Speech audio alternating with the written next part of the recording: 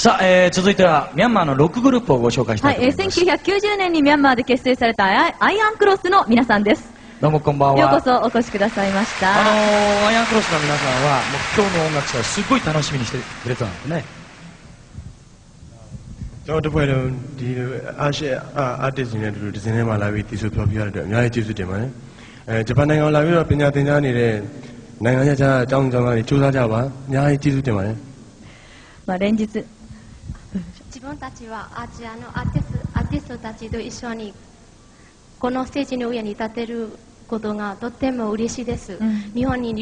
勉強しているアジアの留学生たち頑張ってください。どうもありがとうございます。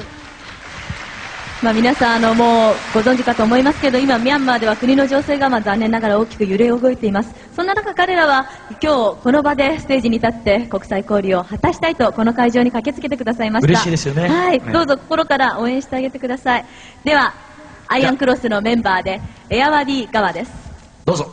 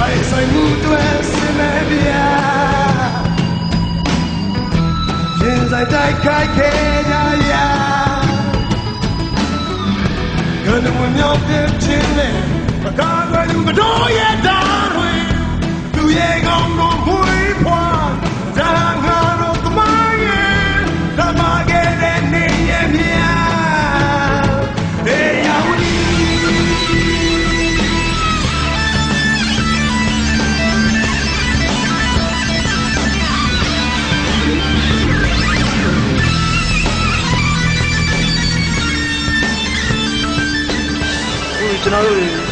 ဂျပန်နိုင်ငံကိုသွားရောက်ဖြိုရင်ခွင့်ရတဲ့အတွက်ဦးဆုံးသွားရောက်ဖြိုခွင့်ရတဲ့အတွက်ကျေးဇူးတင်ပါတယ်ပြီးတော့ဒါမဲ့အချိန်တွေမှာလည်းနိုင်ငံခြားကိုသွားရောက်ဖြိုပြီးဘူးတော့စိတ်ထဲမှာတော့ညှို့မှန်းထားပါတယ်ဒါမဲ့သွားမဲ့နိုင်ငံတော့ကျွန်တော်တိကျတော့မသိသေးပါဘူး